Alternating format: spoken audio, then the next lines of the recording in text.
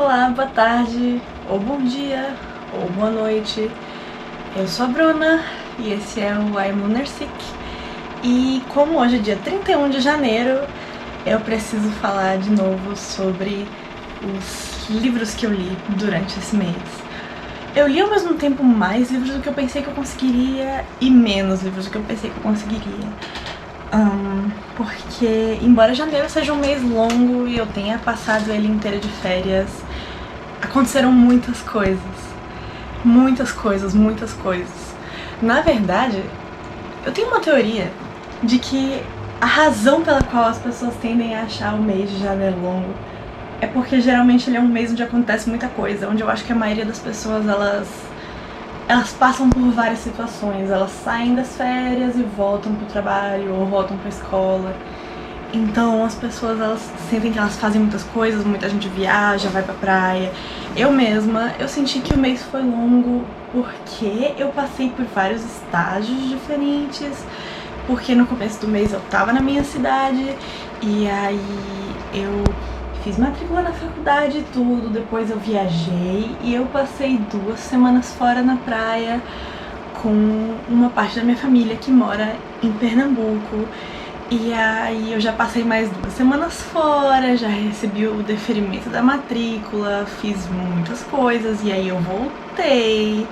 E desde que eu voltei já aconteceu muita coisa caótica, eu voltei pra academia, eu fiquei doente, até agora não tô me sentindo bem, na verdade, continuo sentindo dor de estômago porque é a época da virose na minha maravilhosa cidade, tem dessa, sempre tem a temporada da virose e enfim, a gente não pode fazer nada além de pegar a virose, é a vida. Mas eu consegui ler 7 livros, eu acho que foram 7 livros que eu li, tô lendo mais 2 no momento. Eu esperava que eu fosse conseguir ler mais, até porque vários dos livros que eu li também eram livros curtos, então eu já tô com essa decepção de novo, eu já queria mudar isso em relação ao ano passado. Ano passado, como passei o ano todo ocupada, li muitos livros curtos e eu percebi que esse mês eu continuei lendo majoritariamente livros curtos e tô frustrada com isso. Mas ainda assim, considerando quantas coisas eu tive que fazer, quanto eu tive que sair, quanto tempo eu passei viajando. Quando eu tava viajando, eu tava sempre ou na praia ou saindo com minhas primas, então eu tava sempre fazendo alguma coisa, sempre ocupada. Eu consegui ler mais do que eu imaginei que eu conseguiria.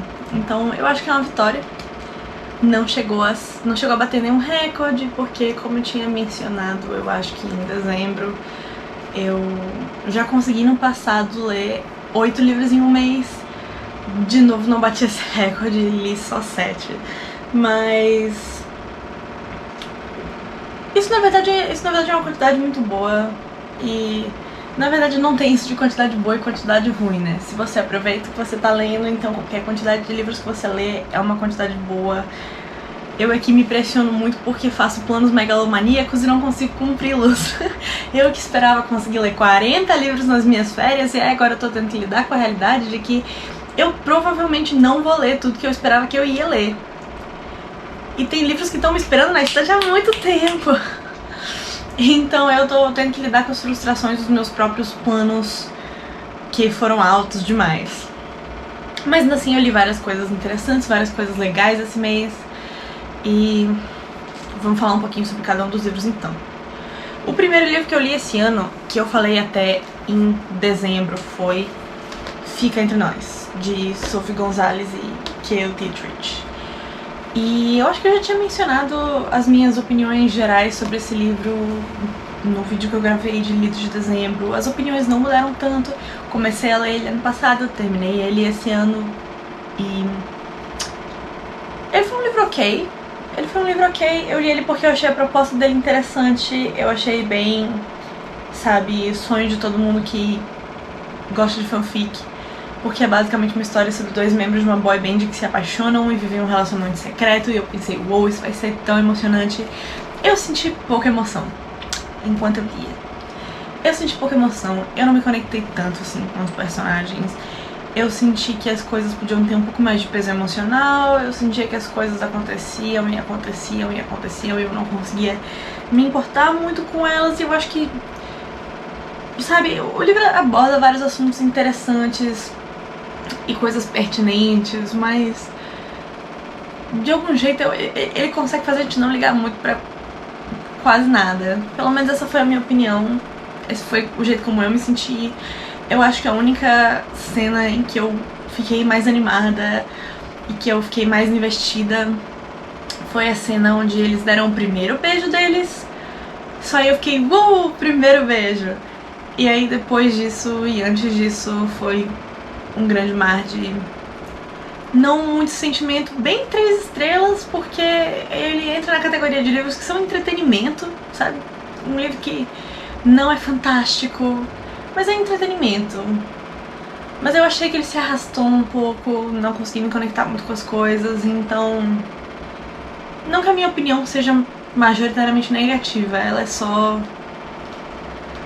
parece que não fede nem cheira. Eu acho que é isso, não preciso me alongar muito mais sobre esse livro. O segundo que eu li, eu não tô com ele aqui porque ele tá embaixo de uma pilha muito grande e eu fiquei, não tenho coragem de tirar. Mas é o livro de agosto da tag curadoria do ano passado, agosto de 2023, País em Chapéu. E eu tava adiando ele há muito tempo, porque quando eu tava pensando em ler ele, chegou o livro de setembro, eu li o livro de setembro e eu fiquei encantada pelo livro de setembro, mas aí nunca mais eu li o livro de agosto. Então eu finalmente li agora no começo de janeiro e eu achei ele muito interessante. Ele é basicamente um livro sobre...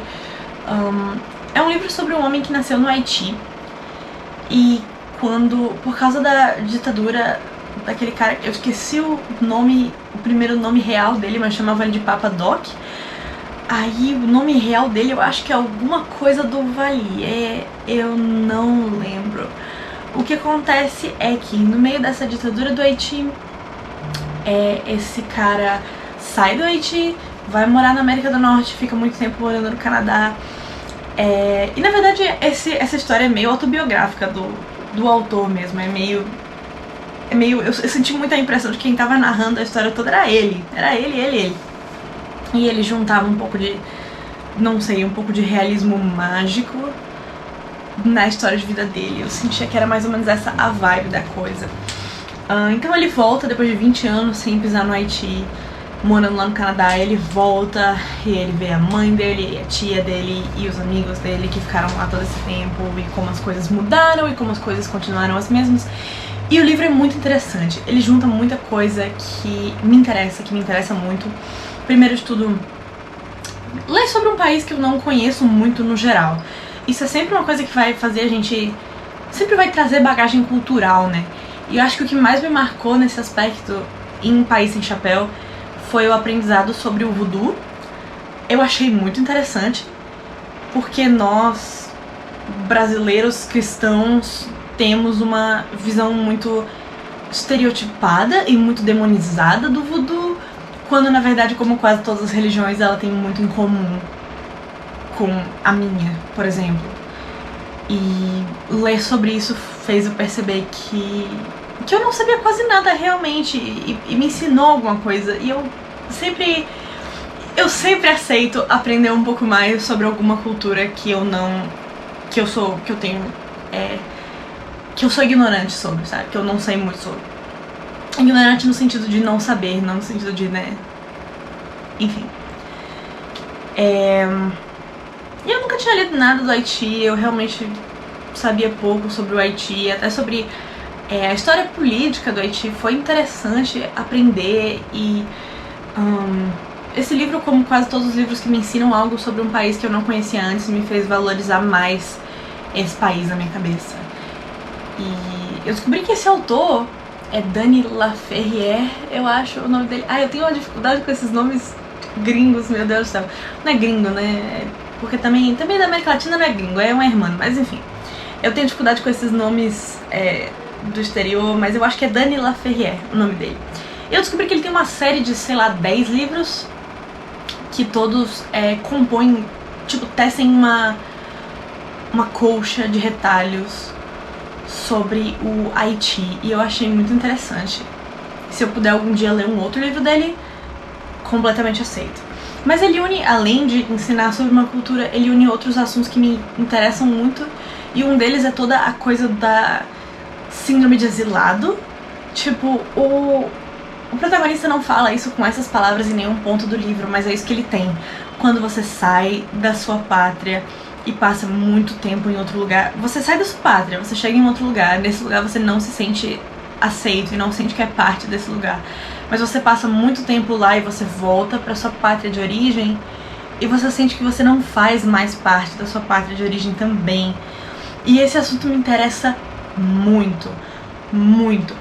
Qualquer livro que eu possa ler que é sobre alguém, algum personagem que faz parte de mais de um lugar e ao mesmo tempo não faz parte de lugar nenhum, eu estarei lendo. Qualquer livro sobre esse assunto que eu puder pôr as mãos, eu estarei lendo. Porque eu acho muito interessante. Envolve sempre choques culturais, embates culturais, desigualdades entre países e... nossa... É uma coisa com a qual eu me identifico por razões pessoais também. Não que eu tenha morado em nenhum outro país na minha vida, é mais complicado do que isso, mas... enfim. E em terceiro lugar, todo esse ponto do realismo mágico. Eu também não sei se caracterizar esse livro como realismo mágico é um pouco raso, mas ele tem bastante magia. Quando ele trata... assim, é como se metade do livro tratasse sobre o país real do Haiti e as vivências reais do autor no Haiti. E a outra metade do livro, ela tem um quê espiritual e mágico. E tem uma questão toda com os mortos nesse livro que é muito interessante. O autor, ele começa a ouvir coisas sobre os mortos e ele começa a investigar sobre os mortos. E a própria expressão País Sem Chapéu, antes de ler o livro eu pensei que fosse só um jeito de chamar o Haiti, mas depois de começar a ler o livro eu descobri que é como eles chamam o País dos Mortos, assim, onde as pessoas vão quando elas morrem, é o País Sem Chapéu. E eu achei muito interessante como isso é trabalhado nesse livro.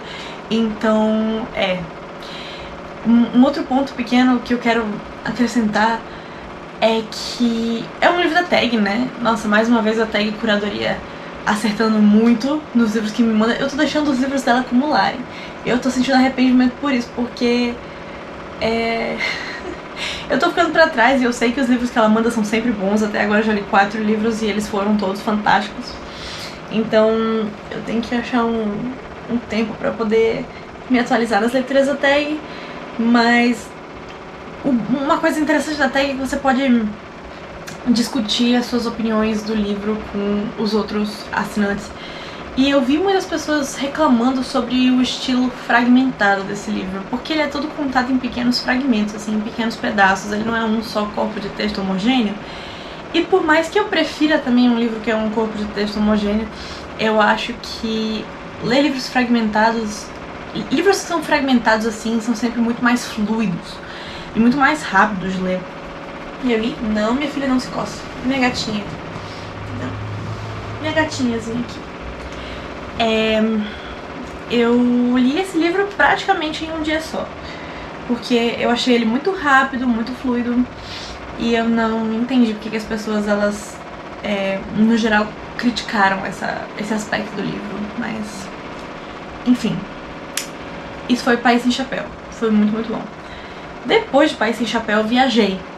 E no avião, eu li Desventuras em Série 9, o espetáculo carnívoro. E eu vou dizer... minha gatinha tá se coçando, minha gatinha. Quer vir pro colo da mamãe, filhinha? Tá aqui ela. Eu confesso que entre os livros que rodeiam o nono, eu achei esse bem sem graça.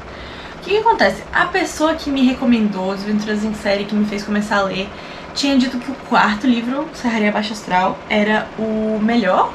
E depois do 4º a série ia progressivamente decaindo, tipo em escadinha. Eu não podia ter uma opinião mais diferente, porque entre os 4 primeiros livros eu achei, tipo, o primeiro ok, o segundo muito legal, o terceiro e o quarto ok, o 5 muito interessante, porque é no 5 que a gente começa a finalmente descobrir algumas coisas, finalmente aprender algumas coisas. Ele tem um final diferente dos outros. O 6 eu achei legalzinho, o 7º e o 8º eu achei fantásticos, muito bons.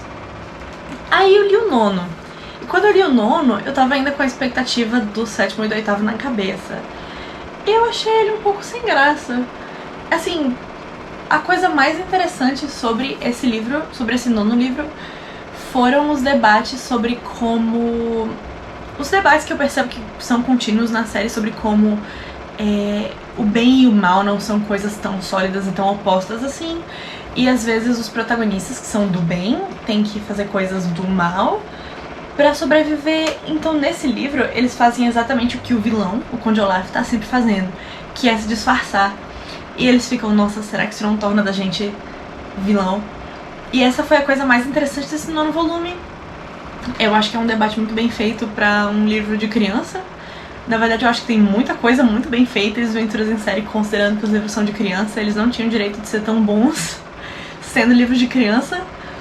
Mas essa foi uma coisa que se sobressaiu pra mim no livro nono. O resto foi ok.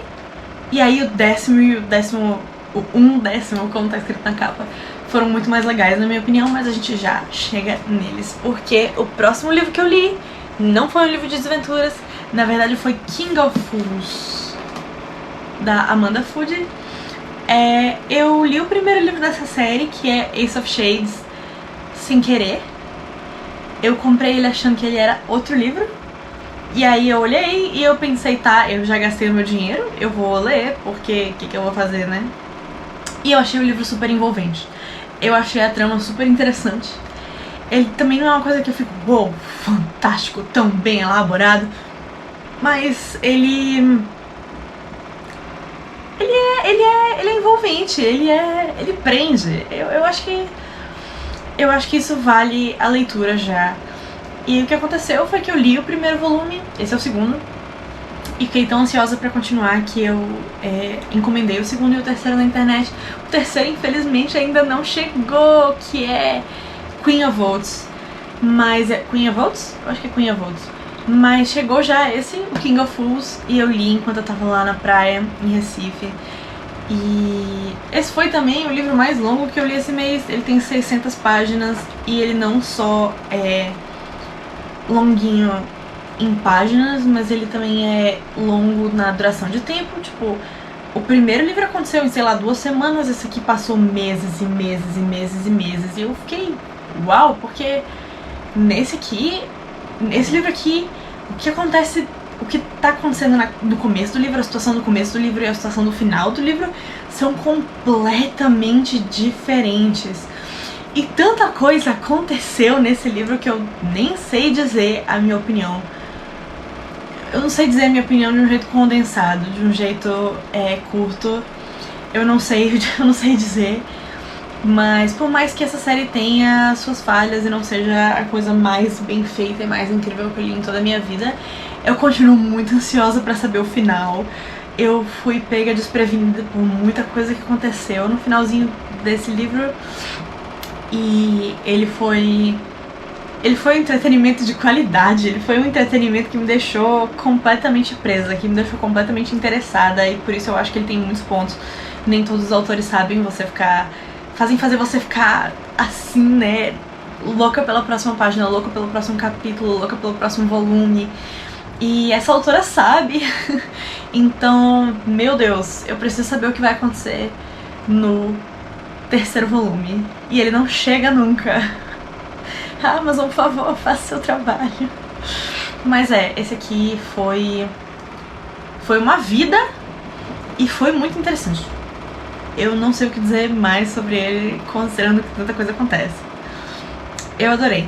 Fiquei com raiva de muito personagem, fiquei com raiva dos protagonistas em vários momentos, mas ainda assim eu preciso continuar, eu preciso ler o terceiro, eu preciso saber como acaba. Tem muita coisa acontecendo, tem muito mistério. Parece que durante esse livro só apareceu mais mistério e não foi revelada muita coisa que eu pensei que já ia ter sido revelada nesse ponto da história. E eu preciso saber. E eu preciso ler o terceiro volume e é isso. Não vou ficar bem, não vou dormir em paz até eu ler o terceiro volume. Depois que eu acabei esse aqui, na verdade, antes de eu acabar esse aqui, eu comecei Seminário dos Ratos, da Lídia Fagundes Telles. Mas eu só fui terminar bem depois. Então, o próximo livro que eu terminei foi o Desventuras em Série 10, que é o Escorregador de Gelo.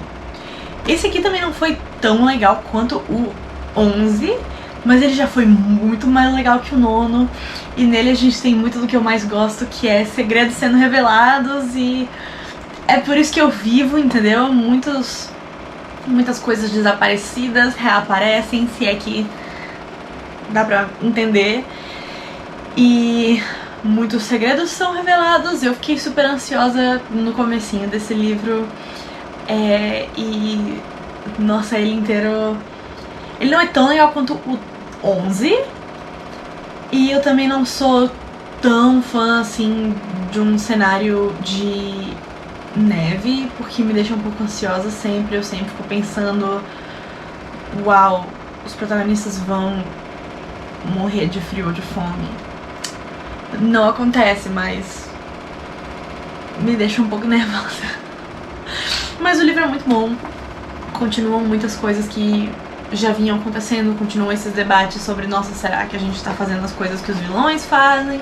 Porque os protagonistas chegam muito perto de fazer uma coisa realmente bem ruim, e eles ficam, uau, a gente tá sendo péssimo, a gente tá sendo horrível, por que a gente tá fazendo isso? E continuam as revelações graduais dos mistérios, e depois desse livro eu finalmente sinto que eu sei alguma coisa, e isso não tem preço. Ele só não ganha, esse aqui só não ganha do 11, porque o 11 é bom demais. Comecei a ler esse também no avião voltando pra casa, terminei em casa mesmo, mas ele é ótimo. Nossa, como eu disse, Desventuras em Série não tinha o direito, sendo uma série de criança, de ser tão bom. E a cada volume que passa, eu me sinto mais nervosa e ansiosa pra saber como é que vai ser o final. Tem noção de que eu tô há 11 volumes acompanhando uma série de livros e eu ainda não sei como é que vai ser o fim dela? Tipo, eu nunca tinha passado por essa experiência na minha vida. A série mais longa que eu tinha lido antes tinha sido Harry Potter, com 7 livros.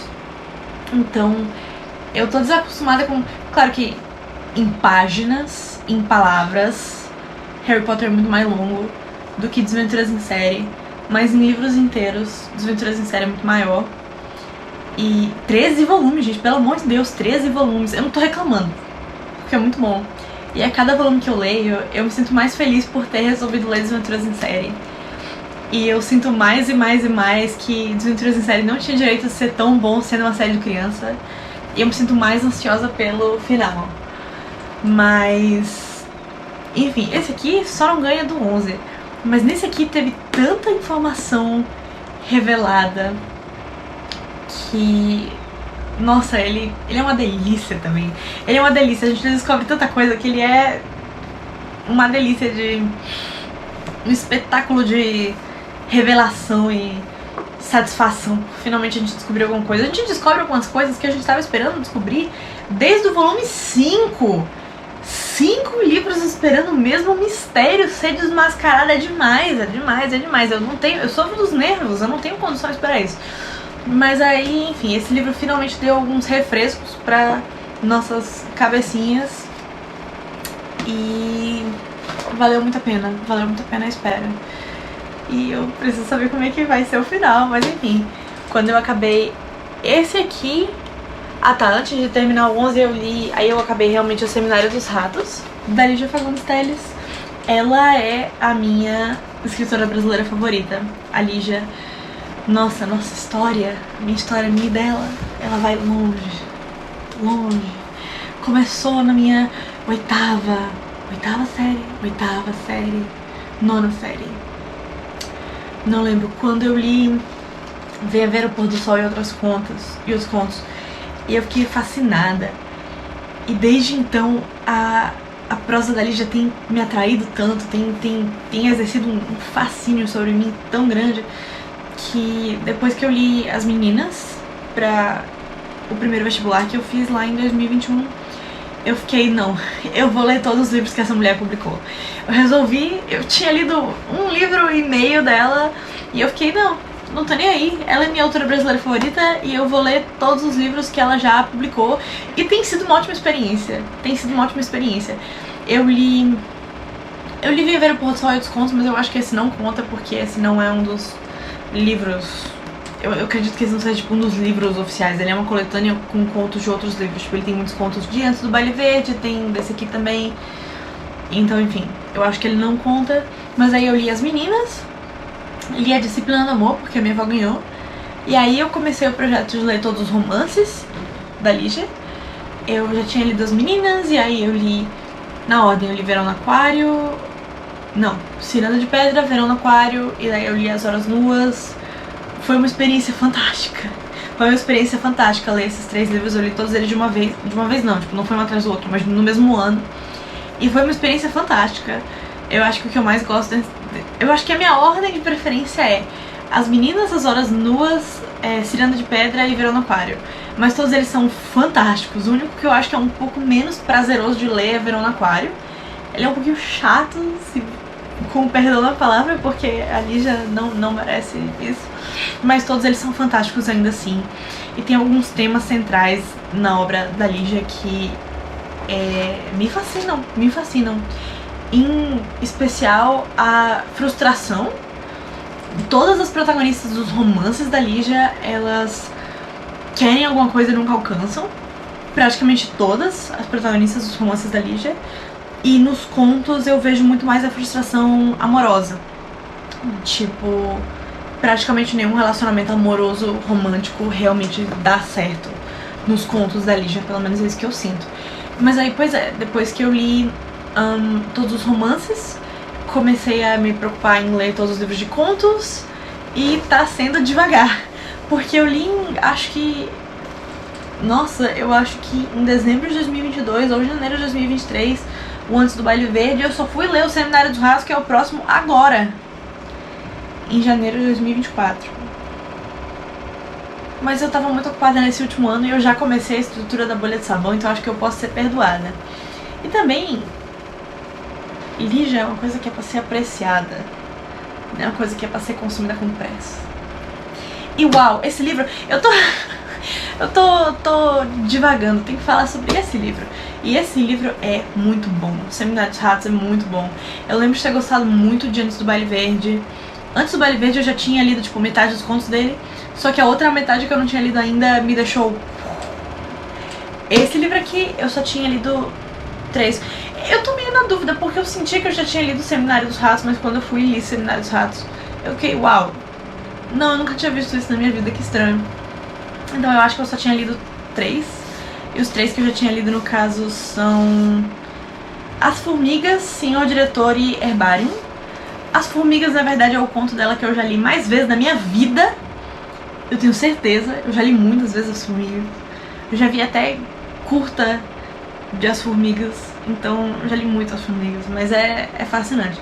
Senhor Diretor e Herbarium, que eu também já tinha lido porque um amigo meu me recomendou, são fantásticos. E aí, os outros contos, nossa, eles são muito bons, mas eu acho que os meus favoritos são WM, A Mão no Ombro e Seminário dos Ratos.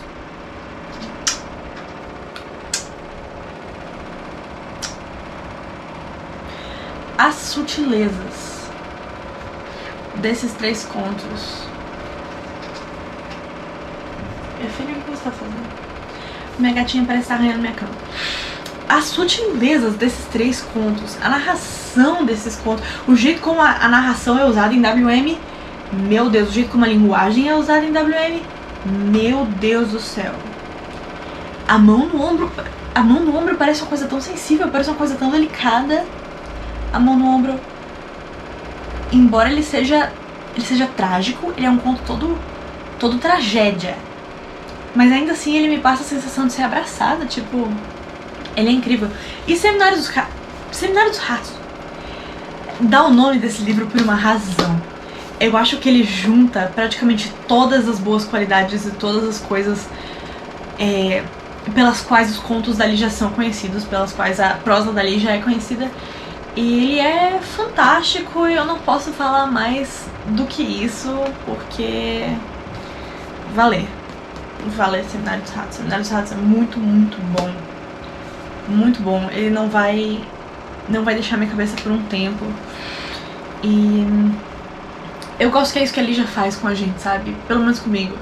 ela fica muito na cabeça. Eu leio pequenas coisas que ela faz e eu fico assim, como é que ela conseguiu pôr isso em palavras? Eu fico meio abismada e depois eu acabo de ler e eu posso até ter começado a ler esse livro devagar, porque eu tava na praia, eu não tinha muito tempo pra me concentrar, mas quando eu fui terminar ele aqui na minha casa, meu Deus do céu, ele vale muito a pena. Muito a pena, muito a pena. E eu tô entendendo porque também que esse e Antes do Baile Verde são tão famosos, né? Dentre a obra dela, esses dois são tão famosos, né? Porque eles merecem, é porque eles realmente merecem. E Seminário dos Ratos, vontade de dar um beijo. A capa dele também é tão bonita. Eu adoro essas capas da Companhia das Letras da Lígia, mas essa aqui é uma das que eu mais gosto. Enfim, li Seminário dos Ratos. Provavelmente o melhor. O melhor que eu li. Porque não tem competição com a Lígia. Competição com a Lígia é uma coisa que não existe. Se alguém tá competindo com a Lígia, a pessoa já perdeu. Alguém devia avisar isso pra galera do Prêmio Nobel de Literatura de 2016, mas tudo bem. Aí, eu li o livro mais bonito de Desventuras em Série. Muito antes de começar a série, eu já tinha decidido que o livro 11 e o 12 são os que tem as capas mais legais. Tipo, eu amo azul, então é meio difícil tirar a minha atenção disso, mas o tom de azul combinando com essa ilustração. Tem alguns, tipo o 10º, a cor não combina tanto assim com a ilustração. Tipo, tinha que ter sido um azul claro pra combinar com o gelo e a neve dessa ilustração aqui. Esse verde não faz muito sentido, mas esse aqui, ele é completamente coeso, ele segue um tema, ele se atém a um tema, e ele faz isso muito bem. E esse aqui também foi o que eu mais gostei de Desventuras que eu li esse mês até agora. Então, assim, ele merece palmas, ele merece palmas. Eu acho que se esse livro aqui for superado, vai ser pelo 12 ou pelo 13, porque, nossa, esse aqui foi muito bom. Eu também não sei se o ambiente dele foi o mais confortável. Na verdade, eu acho que não é para o ambiente de nenhum dos livros de Desventuras em Série ser confortável, né? Eu acho que, na verdade, o ponto de Desventuras em Série é que as crianças só entram em atrapalhadas e desconfortos.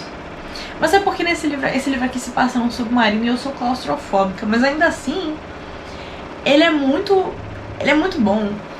E ele é muito bom em manter uma atenção constante em todo esse ambiente. Ele ajuda muito, não só o submarino, mas a gruta, Gorgônia, né, o nome do livro. A gruta é um ambiente que ajuda muito a manter uma aura de tensão constante. E eu acho que alguns dos melhores livros de desventuras são esses que conseguem te fazer sentir que você não tá a salvo, que os Baudelaire não estão a salvo e que não acabaram os problemas deles.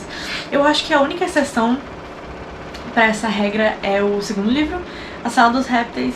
Eu gosto dele pelo contrário, porque ele faz a gente se sentir confortável com o tio Monte, né? E, enfim, mas tirando esse, o 8º, Hospital Hostil, e esse aqui, a Gruta Gorgônia, eu acho que eles são bons justamente porque eles conseguem fazer você sentir que você tá com medo o livro inteiro. E esse aqui é muito bom, ele junta tudo o que eu gosto em Desventuras em Série. Ele junta revelações sobre os mistérios, a tensão constante, os debates sobre o bem e o mal. Personagens que voltam de outros livros e revelações e twists com eles e novos personagens interessantes e os Baudelaire crescendo, porque essa é uma das coisas que eu mais gosto em Desventuras em Série, na verdade, porque no começo dos livros, nos primeiros livros, eu via a Violet sempre com 14 anos e o Klaus sempre com 12 e a Sunny sempre sendo uma bebê. E eu ficava me perguntando, será que eles não vão crescer a série inteira? Porque é muito irritante esse tipo de coisa. Quando você acompanha uma história e, sabe, era para os personagens terem mudado, era para eles terem evoluído, era para eles terem crescido. Isso não acontece. dá muita raiva. Então eu dou muita atenção a detalhes pequenos como, nossa, você consegue ver o cabelo de uma personagem de mangá crescendo ao longo dos volumes. Muito bom, muito bom. Tem um mangá que eu gosto muito que faz isso e tem um mangá que eu gosto muito que não faz isso, que o cabelo da protagonista tá sempre do mesmo tamanho, sempre pintado, e eu fico tipo, cara... Mas enfim, Desventuras em Série faz isso muito bem, demonstrar o crescimento dos personagens. No começo eu ficava me perguntando se eles não iam crescer, mas agora a Violet já fez aniversário, o Cloud já fez aniversário, a Sunny, que no começo não conseguia nem andar, nem falar, não só aprendeu a andar e aprendeu a falar quase tudo com pelo menos um pouco de coerência, ela também tá desenvolvendo um interesse próprio. Assim como os irmãos dela têm seus interesses próprios, a Violet tem interesse por mecânica e invenções, e o Klaus tem interesse por livros. A Sunny tá desenvolvendo um interesse próprio agora que ela tá crescendo. E eu tô achando isso fantástico. Eu acho que a gente tinha que tá vendo com mais frequência personagens que são jovens crescendo. E, nossa, o autor desse livro tá muito de parabéns. Muito de parabéns. Eu preciso ler os últimos 2 livros. Eu preciso muito ler os últimos 2 livros. Eu não vou descansar até eu ler os últimos 2 livros, mas tem uma razão pela qual eu ainda não pude ler os últimos 2 livros, que é o livro que eu tô lendo agora. Eu tinha mencionado que eu comecei a estrutura da bolha de sabão, mas o problema não é a estrutura da bolha de sabão. Aliás, Lígia, tá sendo muito bom também. Eu só li 2 contos e meio. Eu acho que eu só li 2 contos e meio. 2 contos e meio. Que já estão sendo muito interessantes. Inclusive, eu acho que a estrutura da bolha de sabão tem uma vibe mais dark, mais assustadora do que os outros livros de contos da Lígia até então. Claro que eu já li outros contos dela nos outros livros que tem uma vibe mais dark, mais assustadora e que mostra as coisas mais perturbadoras da existência humana, mas eu sinto que esse aqui tende a fazer isso em todos os contos. Até as opiniões dele, assim, na capa, dizem que é mais ou menos isso, e eu tô achando isso muito interessante. E eu adoro o nome A Estrutura da Bolha de Sabão. Talvez A Estrutura da Bolha de Sabão seja um dos meus nomes favoritos dos livros da Lígia. Eu me preocupo com isso porque eu acho que ela dá nomes muito interessantes para os livros dela. E A Estrutura da Bolha de Sabão é um dos meus favoritos, junto com A Noite Escura e Mais Eu. E alguns outros, mas eu não vou parar pra classificar os nomes de todos os livros dela agora. São alguns dos que eu mais gosto. Então eu tô realmente esperando que eu goste do livro, porque eu adoro o nome A Estrutura da Bolha de Sabão. E inclusive ela tem um pequeno prefácio escrito pela Lígia aqui, que explica que o nome desse livro a princípio não era A Estrutura da Bolha de Sabão, mas ela explica por que ele mudou pra isso. E eu, nossa, entendi perfeitamente. Eu acho que ela tá certíssima e eu adoro esse nome, eu adoro o jeito como ela pensa e tá. Mas não é A Estrutura da Bolha de Sabão que tá me impedindo de ler O Penúltimo Perigo e o Fim, os últimos 2 livros de Desventuras em Série.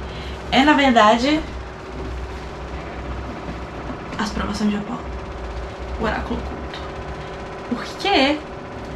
Porque eu peguei toda a série As Provações de Apolo emprestada com uma amiga e eu preciso ler ela o mais rápido possível pra devolver pra amiga. Então eu já li uns 2/3 do livro até agora, talvez. Eu tô achando ele bem interessante.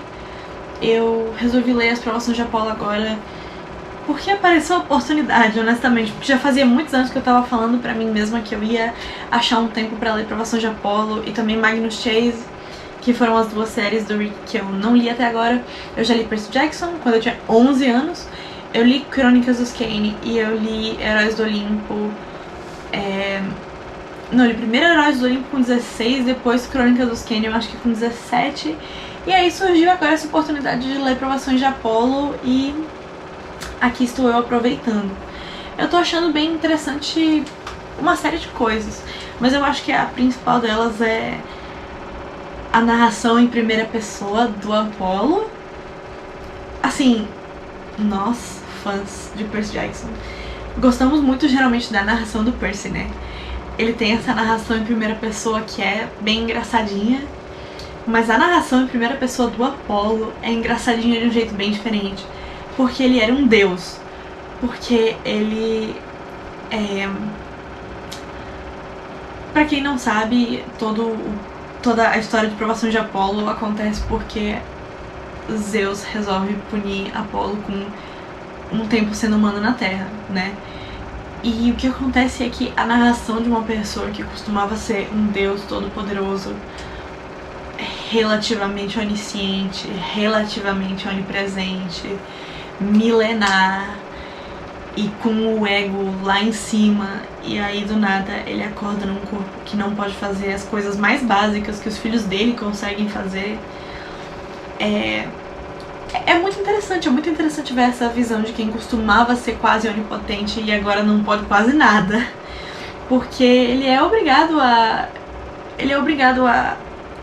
passar a ser um pouco mais humilde, né? E ele é obrigado a usar a ajuda dos outros. Mas tipo, usar a ajuda dos outros pra coisas que ele conseguia fazer sozinho antes e fazer sozinho coisas que ele antes podia mandar os outros fazerem.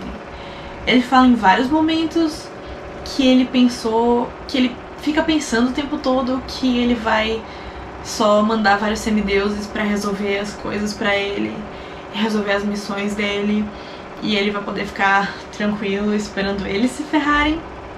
Mas não tem mais isso, ele não é um deus. Agora ele é um adolescente humano ferrado que tem que resolver as coisas sozinho e que tem que se acostumar com essa nova vida de humildade. Então é muito interessante, essa visão aqui é muito interessante. Eu achei interessante a nova personagem, que é a Meg também, que é a amiguinha que o Apollo faz no comecinho desse livro, bem nessa cena que tá aqui na capa. E eu achei ela interessante, eu ainda não gosto 100% dela, mas eu achei ela interessante e eu quero saber mais sobre ela, e eu tô começando a gostar cada vez mais dela. E enfim, eu tô louca pra ver onde o mistério central da série, que é a provação de Apollo, vai levar a gente depois de duas grandes guerras entre, né, os titãs e os deuses. Eu quero ver de onde é que o Rick Riordan vai tirar inspiração pra criar mais uma série inteira nesse mesmo universo, mostrando vários dos mesmos personagens. Então eu tô bem ansiosa pra saber onde é que isso vai. Por enquanto eu tô achando divertido, mas ainda não tenho muita opinião formada também. Eu esperava conseguir terminar esse livro hoje, mas eu não tenho certeza. Então é isso, eu acho. Esses foram os livros que eu li em janeiro e os livros que eu tô lendo ainda. Eu acho que foi um mês bom de leitura, apesar de ter lido vários livros pequenos, como eu falei. Os livros de desventura são pequenos, os livros da Lígia são curtos também. Pai Sem Chapéu também foi curto, então acabou que a maioria dos livros que eu li foram livros bem curtinhos. Mas ainda assim, isso não quer dizer que eles têm qualidade, né? Os livros da Lígia são os melhores livros da face da Terra, e os livros de desventuras também. Quanto mais o tempo passa, mais eu fico feliz de ter resolvido ler eles. Enfim. Então, no final das contas, eu acho que foi sim um bom mês de leitura. Eu acho que foi sim um mês de leitura que valeu a pena. Embora eu não tenha nem chegado perto de ler tudo que eu ainda preciso ler.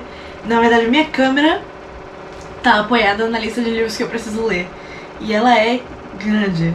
Ela tem 1, 2, 3, 4, 5, 6, 7, 8, 9. E eu com certeza não vou conseguir ler tudo isso em fevereiro, considerando que eu ainda preciso ler Provação de Apollo, a série todinha. Então fé pra mim. Muita fé. Mas é isso. Eu espero que todo mundo também tenha tido um bom mês de leitura, um mês de leitura proveitoso. E Eu espero que eu possa aproveitar bastante coisa em fevereiro e março também, que são meus últimos meses de liberdade antes da faculdade começar. E depois que a faculdade começar, eu não garanto nada. Mas é isso. Boa tarde pra todos, ou bom dia, ou boa noite. E até a próxima.